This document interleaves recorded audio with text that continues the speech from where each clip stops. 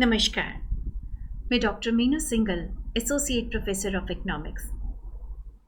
Let us now start with the second part of our lecture on the topic Structural Changes with Economic Development. In our earlier lecture, we had covered the topics meaning of economic development, meaning of structural changes, also the reforms that brought these structural changes in Indian economy, and finally, the contribution of primary, secondary and tertiary sector to GDP and employment. तो पिछले lecture में हम लोगों ने आर्थिक विकास, संरचनात्मक परिवर्तन का मतलब ही नहीं देखा, बल्कि वो सुधार जिनकी वजह से ये परिवर्तन आए उनके बारे में जाना और ये भी जाना कि प्राइमरी, सेकेंडरी और टर्शरी सेक्टर का योगदान क्या रहा घरेलू आय और रोजगार में भारत में. Today let us continue further. देखिए, हमारे पिछले कुछ सालों में सिर्फ प्राइमरी, सेकेंडरी, टर्शरी सेक्टर की कंट्रीब्यूशन का आपस में ही परिवर्तन नहीं आया है कि एक की कंट्रीब्यूशन बढ़ गई, दूसरे की कम हो गई. इन सेक्टर्स के अंदर खुद के अंदर बहुत परिवर्तन आए हैं. There have been intra sectoral structural changes as well. यानी कृषि क्षेत्र को आप लें, आप प्राइमरी सेक्टर को लें, तो वो अपने आप में बहुत बदल गया है. So is the case with secondary and tertiary sectors. So let us take them one by one. सबसे पहले यदि हम एग्रीकल्चर की बात करें, तो जब हम आज़ाद हुए तो भारत में कृषि में ज़मींदारी प्रथा थी, रैयतवाड़ी प्रथा थी और महलवाड़ी प्रथा थी. देखिए, माइनर से डिफरेंसेस थे इनमें, लेकिन मुख्य बात ये थी कि ज़मीन का मालिक कुछ गिने चुने लोग ही थे और बाकी लोग उनके खेतों में काम करते थे. तो जो असल किसान था वो तो मजदूर बन के रह गया था, और जो भूमि के मालिक थे वो इन किसानों का पूरा शोषण करते थे. They used to exploit the farmer used to work like a slave for these zamindars and ryotwaris. तो सरकार ने आज़ादी के बाद पहला काम ये किया कि जमींदारी प्रथा और ये तीनों प्रथाएं खत्म कर दी. सिर्फ इतना ही नहीं, भारत की सभी राज्यों ने, क्योंकि agriculture is a state is dealt by the rules regulations on agriculture are made by the state governments. इनके ऊपर, कृषि के ऊपर राज्य सरकारों का अधिकार है, तो इसके रूल्स भी वही बनाते हैं.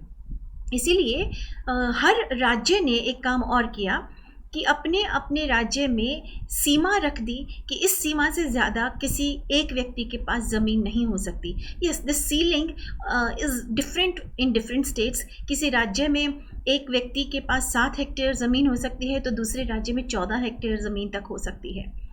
And then there was a very strong case of consolidation of holdings. मतलब कि देखिए क्या होता था, हमारे यहाँ आज भी यही प्रथा है कि पिता की ज़मीन उसके पुत्रों में सब में बराबर बढ़ जाएगी.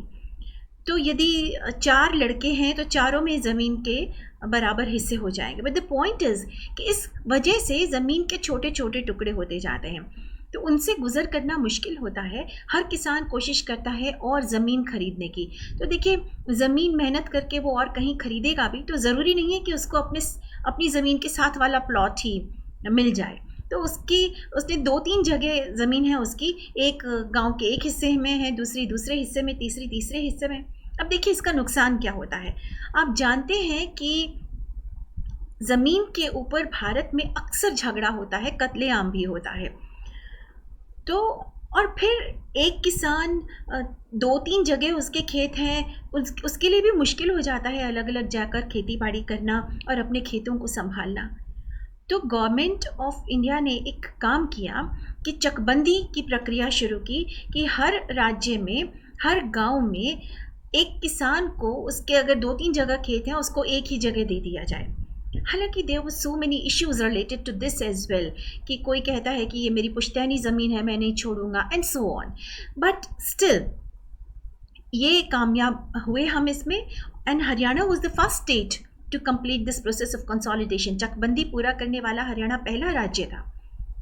इसके बाद भारत में कोऑपरेटिव फार्मिंग को बढ़ावा दिया गया. कोऑपरेटिव फार्मिंग का मतलब है कि जब हम छोटे छोटे किसान हैं, छोटे किसान से मतलब है कि मेरे पास थोड़ी ज़मीन है, आपके पास भी थोड़ी ज़मीन है, तो क्यों ना हम जैसे छोटे कुछ किसान मिलकर खेती शुरू करें। तो उससे देखिए क्या होता है, छोटा किसान एक बार मार्केट में कच्चा माल लेने जाता है तो उसको महंगा मिलता है, अपनी फसल बेचने जाता है तो उसको बेहतर दाम नहीं मिलते, उसकी एक्सप्लॉयटेशन होती है। तो इन सब से बचने का आइडियल तरीका क्या है? अच्छा, किसान को अक्सर पैसे की कमी पड़ी रहती है, तो इन सब का सल्यूशन था कोऑपरेटिव फार्मिंग, सहकारिता। लोग मिलजुल कर काम करें। तो मान लेते हैं 40-50 किसान मिलकर अपनी ज़मीन की खेती बाड़ी करते हैं। यदि एक किसान बीमार है, किसी वजह से कुछ नहीं कर सकता, बाकी उसकी हेल्प करेंगे, कच्चा माल सब इकट्ठा खरीद के लाएंगे तो वो सस्ते में मिल जाएगा। अपनी फसल इकट्ठा बेचने जाएंगे तो उनको कोई एक्सप्लॉइट नहीं कर पाएगा। यदि आपस में किसी को धन की ज़रूरत है तो वो आपस में ही एक दूसरे की ज़रूरत को पूरा करेंगे। तो जो साहूकार वगैरह से शोषण का डर रहता था, the fear of exploitation from the sahukars etcetera, now all this was gone. तो कोऑपरेटिव फार्मिंग बहुत बहुत ज़्यादा फ़ायदा पहुंचाया उसने। तो कृषि में इस तरह के कई सुधार किए गए, लेकिन ये सुधार हर राज्य में कहीं पे ज़्यादा इफ़ेक्टिव रहे, कहीं पर ज़्यादा बेहतर हो पाए, कहीं पर कम असरदार रहे।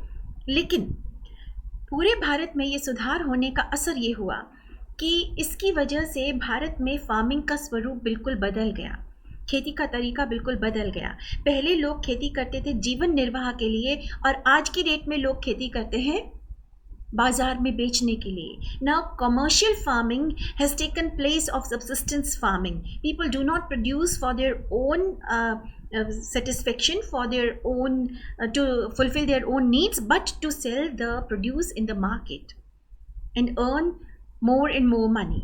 इसकी वजह से एक और काम हुआ कि बेहतर किस्म के बीज इस्तेमाल हुए, खाद का इस्तेमाल हुआ, कीटनाशक दवाएं, तकनीक, और इससे क्या फ़ायदा हुआ कि खेतों की उत्पादकता बढ़ी, भारत में उत्पादन बढ़ा और किसान की आय बढ़ी। और इसका असर ये रहा कि भारत में आज तक देखिए किस तरह के 3 रेवोल्यूशन आ चुके हैं, blue, green and white. Green revolution everybody knows about that. जब भारत में 1967-68 में गेहूं और चावल का उत्पादन एकदम बहुत बढ़ा, इसी को हम हरित क्रांति कहते हैं। And the other is blue revolution, which means कि मछली का उत्पादन बढ़ा। And white revolution is regarding milk, Bharat में दूध का उत्पादन बहुत बढ़ा। Now we'll come to the next sector, that is secondary sector, और उसमें भी खास तौर पर हम उद्योगों की बात करेंगे। देखिए, भारत में ये एहसास था हमारी सरकार को कि हम बहुत गरीब देश हैं, और यदि हमें आगे बढ़ना है तो हमें बहुत सारे कारखाने लगाने होंगे। इसीलिए हमारी सरकार ने बहुत शुरुआत में ही 1948 में ही वो इंडस्ट्रियल पॉलिसी लेकर आए, और उसके बाद 1956 में, 1977 में, 1980 में, and lastly in 1991, very sorry, lastly नहीं, 1991 के बाद कोई इंडस्ट्रियल पॉलिसी एज सच नहीं आई, लेकिन हाँ उद्योगों के लिए नीतियाँ ज़रूर आई, जैसे कि अभी recently skill India and make in India, right. तो ये हमारे देश में बहुत सी नीतियाँ आई, बहुत सी और नीतियाँ बनी कि किस तरीके से हमारे देश में उद्योगों का विकास किया जाए।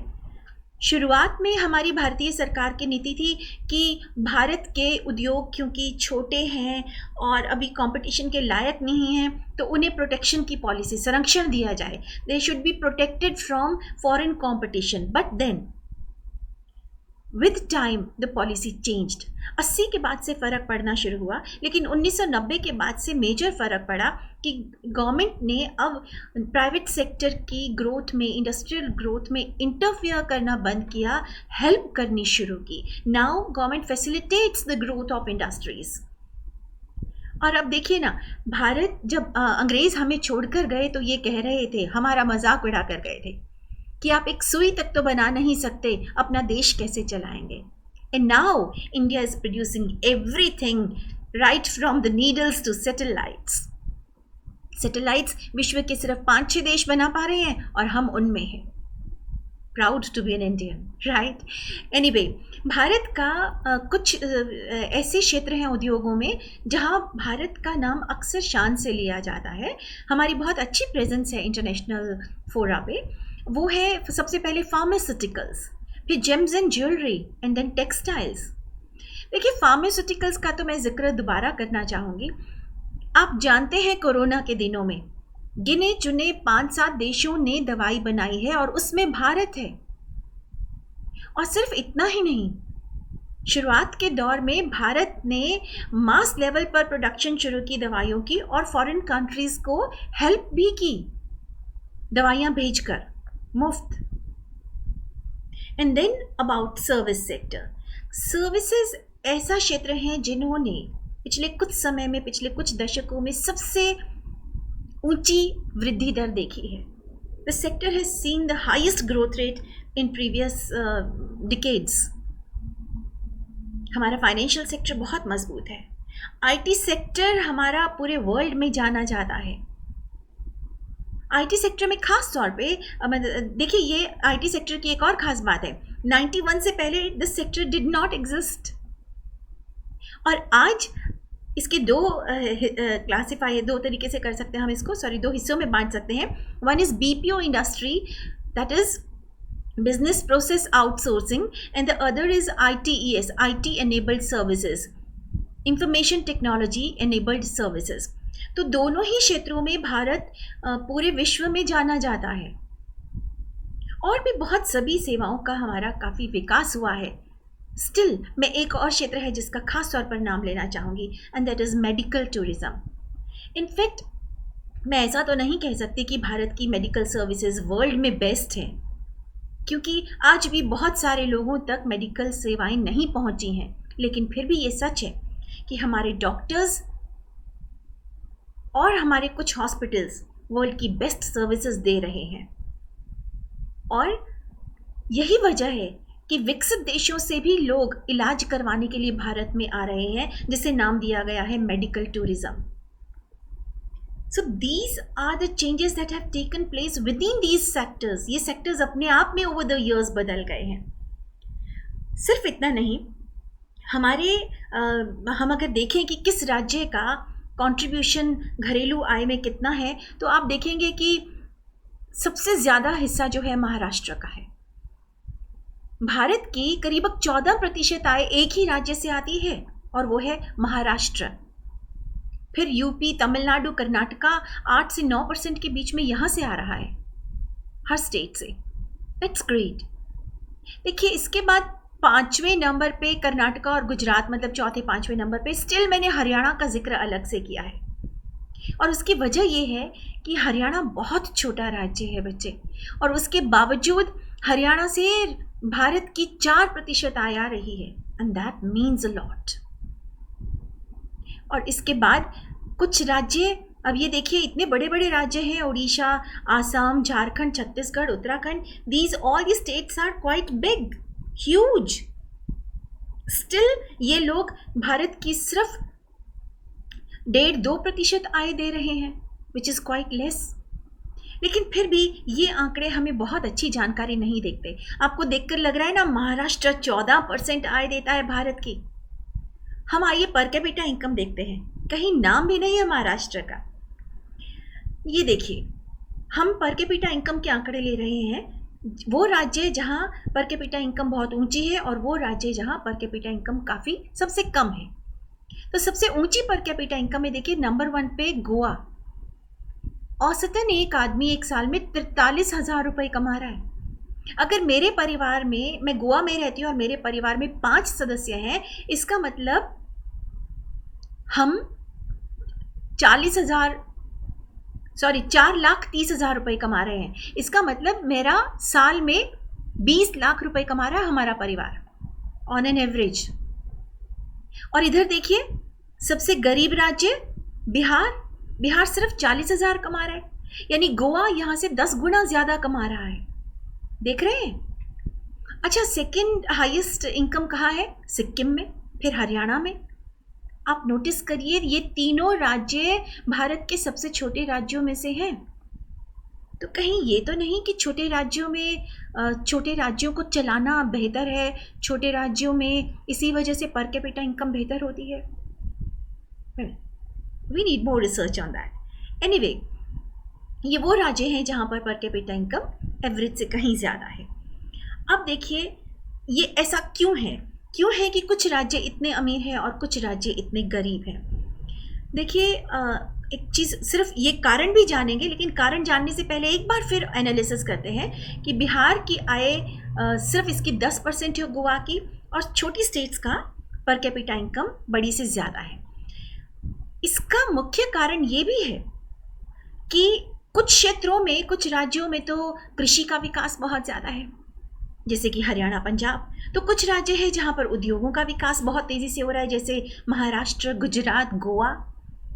And then there are some states जैसे कि कर्नाटका, वहाँ आईटी सेक्टर और फाइनेंशियल कंसल्टेंसी के लिए बेंगलुरु, वहाँ का कैपिटल बहुत मशहूर है।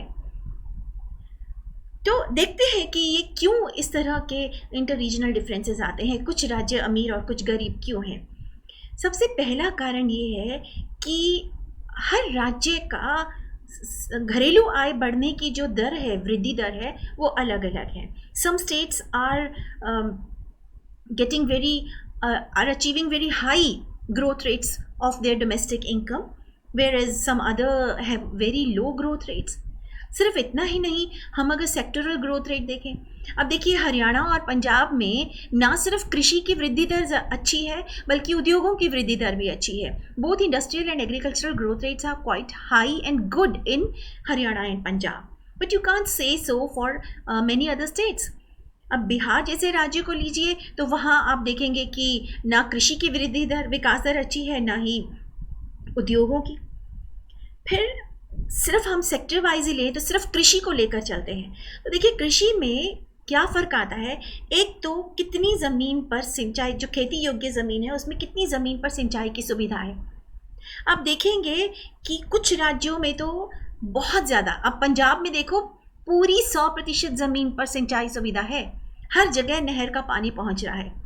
Same with Haryana and UP में 86, यूपी इतना बड़ा राज्य है और उसके बावजूद वहाँ 87% ज़मीन पर सिंचाई सुविधा पहुंच रही है। ये बहुत बड़ी बात है, बहुत बड़ी बात। And so is the case with Haryana. Madhya Pradesh is good as well, लेकिन कुछ और राज्य देखिए, Mizoram, Assam, Manipur, Maharashtra, growth irrigated land सिर्फ 20%, इससे भी कम। इतने साल हो गए आज़ादी को, आज भी 20% से कम ज़मीन पर हम सिंचाई सुविधा दे पा रहे हैं। चलिए, ये तो नेट इरिगेटेड लैंड का हुआ। दूसरी बात देखिए, प्रोडक्टिविटी डिफरेंसेस है। क्यों? हरियाणा पंजाब में तो ग्रीन रेवोल्यूशन आया, तो हमारे यहाँ पर हेक्टेयर प्रोडक्टिविटी अनाज की बहुत ज़्यादा है, गेहूं की, चावल की, अनाज की। ठीक है, बाकी राज्यों में हरित क्रांति नहीं आई, तो ये एक कारण है। अच्छा, इसकी वजह से क्या फ़र्क पड़ता है कि जहाँ प्रोडक्टिविटी ज़्यादा है तो नेचुरली वो राज्य देश के अनाज के भंडार में ज़्यादा कंट्रीब्यूट करते हैं, और जहाँ उत्पादकता कम है वो राज्य कम कंट्रीब्यूट करते हैं। Let us see all this through data. ये देखिए, ये है आपका कि कुछ राज्यों का हमने ले रखा है, 3 हिस्सों में बांटा है। फूड ग्रेन यानी अनाज का उत्पादन, गेहूं का उत्पादन और चावल का उत्पादन। हमने इनफैक्ट उत्पादन नहीं देखना, उत्पादकता देखनी है, प्रोडक्टिविटी। और आप देखेंगे कि ऊपर वाले हिस्से में है हमारे वो राज्य जहां पर उत्पादकता ऊंची है, टॉप 5 स्टेट्स, और नीचे है वो स्टेट्स, बॉटम 5 स्टेट्स जिनकी उत्पादकता सबसे कम है। तो आप अनाज के उत्पादन में देखेंगे, सिर्फ अनाज ही नहीं, अनाज में, गेहूं में, चावल में, तीनों में सबसे ज़्यादा प्रोडक्टिविटी है पंजाब की। और कितनी? हाँ देखिए ना, पंजाब, और सेकंड नंबर पर हरियाणा आता है अनाज में और गेहूं में। हाँ, लेकिन चावल में हम थोड़ा पीछे रह जाते हैं। Andhra Pradesh, Tamil Nadu and Telangana have more productivity than Haryana as far as rice is concern. लेकिन इंटरेस्टिंग फैक्ट और देखिए आप, पंजाब की उत्पादकता अनाज में 4600 किलो है, राइट, और महाराष्ट्र की 1000 किलो। यानी पंजाब की उत्पादकता महाराष्ट्र से 4.5 गुना ज़्यादा है, और अगर आप गेहूं में देखें तो 5 गुना ज़्यादा है। चावल में इतना फ़र्क नहीं है, करीबन दुगना ज़्यादा है। यानी हाईएस्ट प्रोडक्टिविटी और लोएस्ट प्रोडक्टिविटी में कंपेयर करें तो 4-5 गुना तक का फ़र्क है कुछ फसलों में। और ये तो मैं सिर्फ भारत के अंदर की बात कर रही हूँ। अगर मैं भारत की प्रोडक्टिविटी देखूं, एवरेज प्रोडक्टिविटी अनाज की, तो आप देखते हैं 2286 किलो प्रति हेक्टेयर। अगर मैं इंटरनेशनल कंपैरिजंस करूं तो फिर कई देशों में प्रोडक्टिविटी हमसे कहीं ज़्यादा है, 7-8 गुना ज़्यादा है, इससे भी ज़्यादा है। तो ऑलरेडी भारत की प्रोडक्टिविटी बहुत ज़्यादा नहीं है, और उसमें भी जो कुछ स्टेट्स हैं उनकी तो बहुत ही कम है। फिर हम आते हैं, ये देखते हैं कि कौन सा राज्य है पूरे भारत में जो अनाज का भंडार है उसमें मैक्सिमम कौन कंट्रीब्यूट कर रहा है। मैक्सिमम कंट्रीब्यूट कर रहा है यूपी, उत्तर प्रदेश। नेचुरल बात है, यूपी भारत का सबसे बड़ा राज्य है, और अभी आपने देखा वहाँ सिंचाई सुविधा भी 80% से ज़्यादा है, 86% है। और आपने देखा कि हाँ, प्रोडक्टिविटी बहुत अच्छी नहीं है।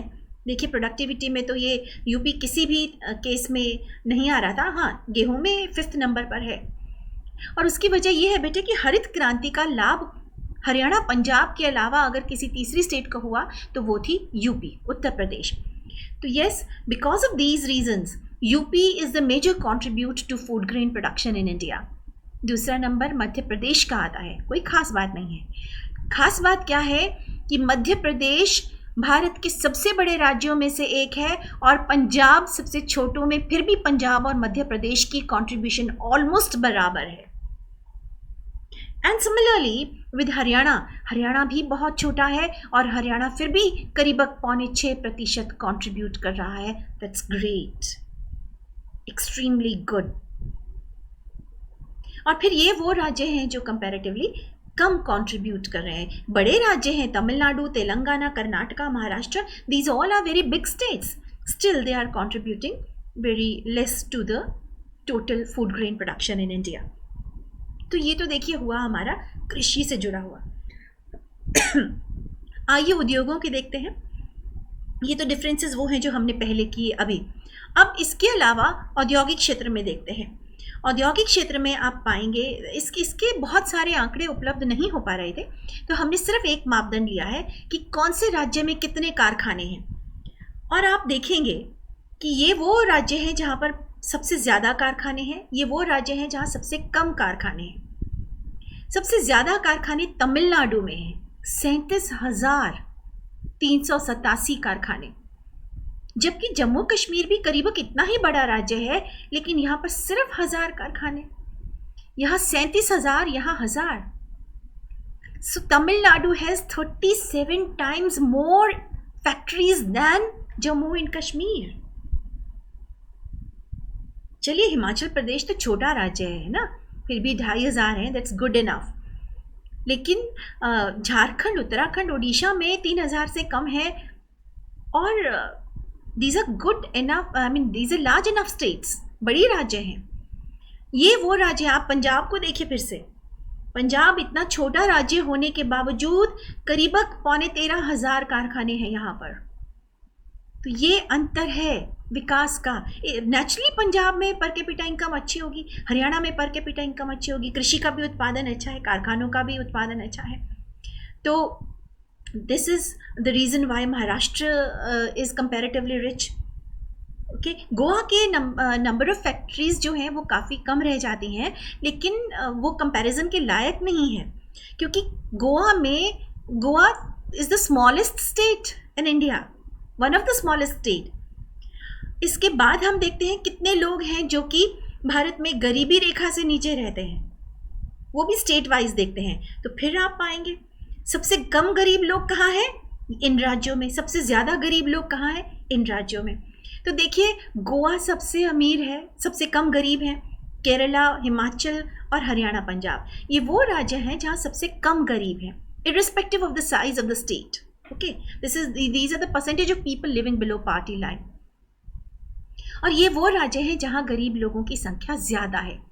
अब एक चीज़ और नोट करिए, जब मैं स्टूडेंट थी उस समय हमने एक टर्म यूज़ कर रखी थी उन राज्यों के लिए जो गरीब थे, वो थी बीमारू। BI stood for Bihar. वो तब भी 1990s में भी सबसे गरीब राज्य, सबसे ज़्यादा गरीबी बिहार में थी, आज भी सबसे ज़्यादा यहाँ है। MA stood for Madhya Pradesh. तो मध्य प्रदेश का हिस्सा ही है छत्तीसगढ़, है ना, वो आज भी गरीब है। मध्य प्रदेश भी बहुत अमीर नहीं है, मध्य प्रदेश में भी बहुत गरीबी है। अच्छा, झारखंड भी बिहार से अलग हुआ है। झारखंड भी में भी देखिए आप सेकेंड हाईएस्ट पॉवर्टी है। और बीमारू में फिर मध्य प्रदेश और फिर Rajasthan is the only state जो अब इन गरीब राज्यों की लिस्ट में से बाहर निकल आई है। और यूपी, उत्तर प्रदेश, वो भी अभी भी गरीब राज्यों की लिस्ट में ही आता है। तो बहुत ज़्यादा परिवर्तन नहीं आया ओवर द इयर्स इस चीज़ में कि कौन सा राज्य पिछड़ा हुआ है और कौन सा ज़्यादा विकसित है, लेकिन फिर भी बिल्कुल परिवर्तन नहीं आया ऐसा नहीं कह सकते। इसके बाद हम देखते हैं कि आपने देखा 90 से पहले हम पब्लिक सेक्टर को ज़्यादा इंपॉर्टेंस देते थे। 91 के बाद से नई आर्थिक नीति अपनाई तो हमने प्राइवेटाइजेशन का नारा लगाया, निजी क्षेत्र को बढ़ावा दिया। जबकि 90 से पहले हम लोग संरक्षण की नीति अपनाते थे और सरकारी क्षेत्र में ज़्यादा कारखाने खोले जाते थे। तो देखते हैं कि पब्लिक और प्राइवेट सेक्टर के रोल में क्या फ़र्क पड़ा है ओवर द इयर्स। हमारे पास 60-61 से आंकड़े हैं और आप देख रहे हैं कि उन दिनों 60-61 में पब्लिक सेक्टर की कंट्रीब्यूशन घरेलू आय में सिर्फ 10% के करीब थी, जो बढ़कर 1/4 से ज़्यादा हो गई, 25.3% 1991 में, 1990-91 में। यानी 60 से लेके 90 तक लगातार सार्वजनिक क्षेत्र की आय बढ़ती रही, का योगदान बढ़ता रहा घरेलू आय में। The contribution of public sector went on increasing till 1991, but since then their contribution is declining continuously. लगातार इनका योगदान कम हो रहा है घरेलू आय में। पहले देखिए 10 साल में सिर्फ 0.3 का फर्क पड़ा, लेकिन आज की डेट में सिर्फ 18.5% आय जो है घरेलू आय वो पब्लिक सेक्टर से आ रही है, बाकी 81.5% आय प्राइवेट सेक्टर से। तो ये रोल रिवर्सल हुआ है, फिर से प्राइवेट सेक्टर ज़्यादा इम्पॉर्टेंट हो गया है। अब एक और तरीका है संरचना को देखने का कि हमारे गांव और शहर में से कौन कितना कंट्रीब्यूट कर रहा है। कई नज़रियों से देख सकते हैं। सबसे पहले हम पॉपुलेशन देखते हैं। आप देखिए जनसंख्या के नज़रिए से गांव में 1951 में 82 करीब 83% लोग हमारे गांव में रहते थे और आज भी कोई ज़्यादा फर्क नहीं पड़ा, सिर्फ 68.8%, मतलब सिर्फ 69% लोग गांव में रहते हैं। कितना फर्क पड़ा? 13-14% का हद से हद, बस 17 से 31% तक लोग, 14% का फर्क पड़ा है ना। 14% लोग बड़े हैं जो गांव से शहर आ गए। बस सिर्फ इतना नहीं, ये आंकड़ा ध्यान रखिए, 68.8 और 31.2, और वो 83% लोग थे 51 में। अब देखिए आप इनका घरेलू आय में गांव और शहर का कितना हिस्सा है। 70-71 में करीब 80% लोग गांव में रहते थे, ठीक है। 70-71 में 80% लोग गांव में रहते थे, लेकिन उनका आय में हिस्सा था 62.4। 70% लोगों का 62% हिस्सा था आय में। लेकिन 11-12 में जब भारत में 69% लोग गांव में रहते हैं तो राष्ट्रीय आय में उनका हिस्सा है सिर्फ 70%। सॉरी, ये 80% का हिस्सा था आय में, 62%, और ये करीब 69% लोगों का हिस्सा है 67%, 46%, 47%। तो आप देखेंगे कि रूरल सेक्टर में पॉपुलेशन भी कम हुई है, उनका घरेलू आय में योगदान भी कम हुआ है, लेकिन अर्बन और रूरल सेक्टर को कंपेयर करें तो आज इनका पर कैपिटा इनकम के लिहाज से डिफरेंस बढ़ गया है, कम नहीं हुआ, पहले से बढ़ गया है। अच्छा, श्रमिक कितना आ रहे हैं? 70-71 में 80% लोग गांव में रहते थे, लेकिन श्रमिक 84% वहां से आ रहे थे, जबकि आज की डेट में करीबक 67.3% मजदूर जो हैं वो गांव से आ रहे हैं।